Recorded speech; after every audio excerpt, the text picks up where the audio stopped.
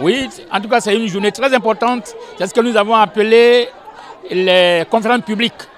C'est-à-dire, nous avons une cible. La cible d'aujourd'hui, c'était les élèves. Et donc, monsieur l'inspecteur nous a fait l'amabilité de nous accorder un site magnifique dans un collège où, depuis, disons, environ 9h30, nous sommes réunis avec les élèves, avec l'inspecteur lui-même, le représentant de la mairie, du maire, et nous avons entretenu les élèves sur les grandes thématiques, notamment de santé. Voilà. Donc il y a eu des questions, il y a eu des échanges. Le docteur Bleu, l'expert santé, a explicité toutes les zones d'ombre. Donc je pense que cette journée était très intéressante. Et les questions que les enfants ont posées, elles sont pertinentes, ce qui prouve que le message que nous avons véhiculé depuis le début du projet, ce message est passé. J'ai compris, j'ai bien compris. Monsieur Bleu m'a tout expliqué avec mes camarades. Ce n'est pas moi seul qui l'a expliqué, il a expliqué ça avec mes camarades.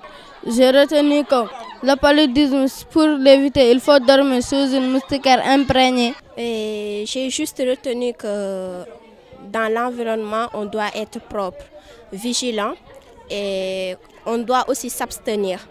Parce que ce que les docteurs ont dit, dans le paludisme, on voit bien que la cause, c'est la non-propreté, c'est que les habitants ne sont pas propres.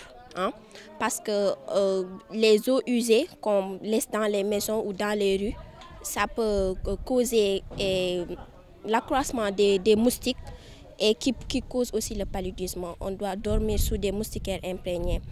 En ce qui concerne les IST, on doit aussi se protéger avant les rapports. Mais comme on le dit, mieux vaut prévenir que guérir. Et pour ne pas aussi attraper les IST, il faut aussi s'abstenir. C'est la meilleure façon de se protéger contre les IST.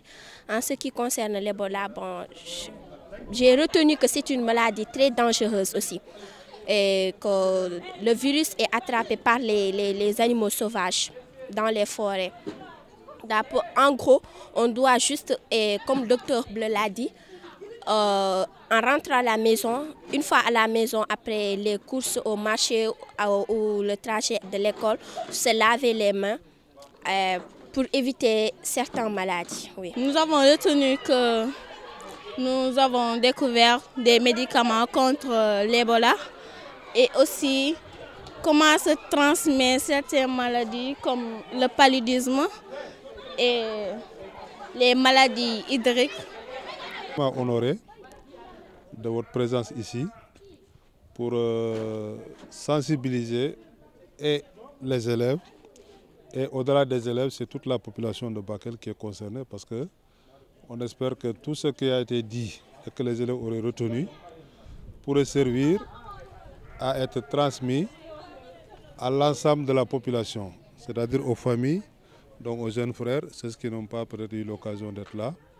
Et nous espérons que le message serait transmis et que l'ensemble de la population, que chacun et chacune puisse au moins avoir les acquis, prendre les dispositions qui s'imposent par rapport aux problèmes qui ont été évoqués. C'est-à-dire les questions de santé qui ont été évoquées, les maladies qu'on a identifiées ici, comment est-ce qu'il faut faire pour se protéger, comment éviter tel ou tel type de maladie. Je pense que ça a été intéressant.